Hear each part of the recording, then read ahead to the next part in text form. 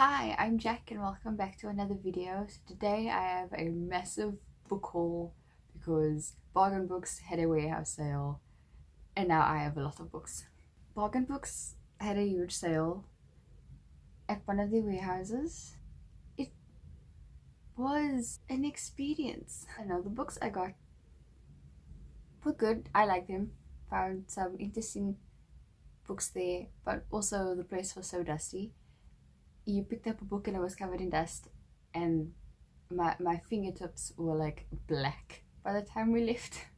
I mean, it was worth it. They gave you a box and they were like, whatever you can fit in the box you can have, and it's for like 600 rand. It was worth it. Just the aisles are so narrow, like two people could fit through, and everything was so dusty. So I mean, otherwise I enjoyed myself. I just wished it wasn't so dusty.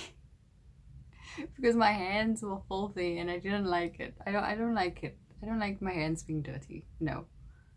Let's show you my February book haul.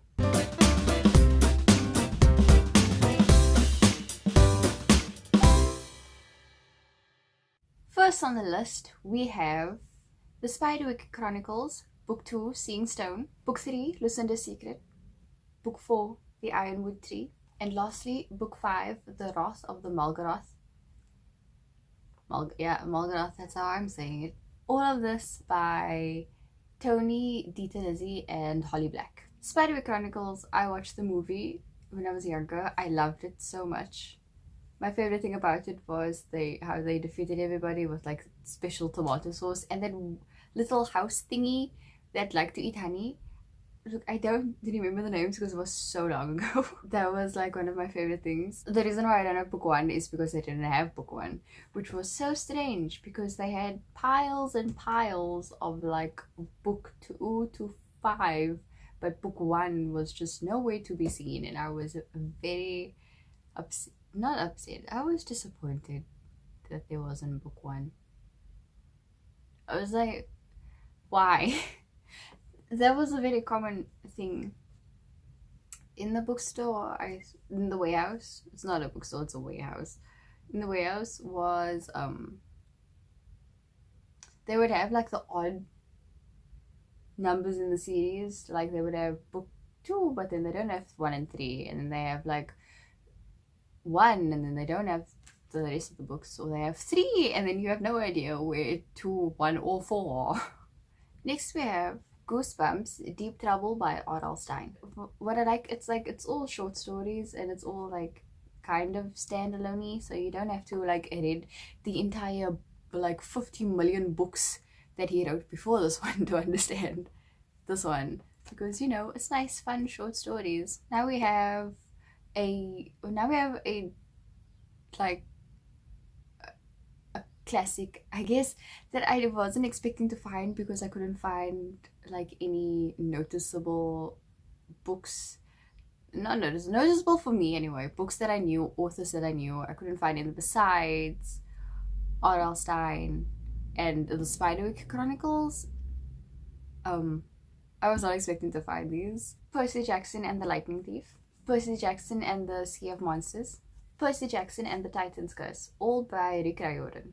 I wasn't expecting to find these. I watched the movie and I wasn't that impressed. And then I watched Dylan is in Trouble, watched the movie, and but like I watched that years ago, and then I watched Dylan is in Trouble recently, and I was like, wow, I don't remember this movie at all. I was not expecting to find these in there because there was no fantasy books. There wasn't Harry Potter or like Throne of Glass or what else? I don't know. You can name on the list. But there wasn't any books like that. Now moving on to books that I have never heard about, but I read the cover in the shop and I was just like, yeah, I could read this. The Rise of the Blood Moon by Alan Gobbins. From what the book says, this book is about a slave girl and a captive who are trying to stop a demon lord from taking over the world. So it's a horror adventure, I guess. That's how I'm classifying this, horror adventure book. Ooh, now we have a book that caught my eye immediately. The Feathered Man by Jeremy Cudet. I'm sorry, Jeremy. I don't know how to pronounce your last name, and we're going with Quiddit. So, yeah, names are not my strong suit. This one is kind of like a mystery horror book as well. Yeah, horror. I don't know. I leaned a lot into the horror this time because there wasn't much fantasy, so I had to pick a genre. And I guess horror was it. This book is about a boy who is the son of a tooth puller, and one day he finds random diamonds in his pocket, as one does. And now they decide to keep the diamonds for themselves, and then the Feathered Man appears, and now it's a matter of life or death. Don't know. Is the Feathered... I feel like the Feathered Man is probably like Karma incarnate. No, that would be cool. Now we have a book that is the fourth book in a series, but the other books were nowhere to be found, and I thought this would be interesting and I would like it, but there isn't the first book, or the second, or the third. Changeling the Demon Games by Steve Basay. So I guess this is probably about some dude who's a werewolf. Next we have something that caught my eye because the cover was blue and I like the color blue, and I gravitate towards anything that is the color blue. The Power of Dark by Robin Jarvis. This book is about a girl who is the final witch guardian of this town, and a storm is brewing. She fears is some dark mysterious power coming to take over the town. There are two other girls who get swept into this madness, and now they have to work together in order to stop this power of dark. Next we have Nightmare Academy Monster Revenge by Dean Loddy. I picked this one because it sounded like it was Harry Potter-y, but with more monsters, I guess. I mean, even the cover. Look, wait. Look at that. Wow. Wait. Wow, right? Very Harry Potter-y, if I do say so myself. And I do. This is the second book in a series. I guess Demon Academy, like, instead of teaching you to be a wizard, they teach you how to defend off demons, which sounded so cool. I'm gonna read this regardless of it being the second book in a series because it sounds way too interesting to not read. Next we have something. When I heard the title, I was just like, yes, and then I read the little, like, that weird thingy at the beginning of the book. It's like, to my so-and-so. When I read that, I was sold. The Eyeball Collector by F.E. Higgins. Eyeball Collector, you caught me there, but listen to this.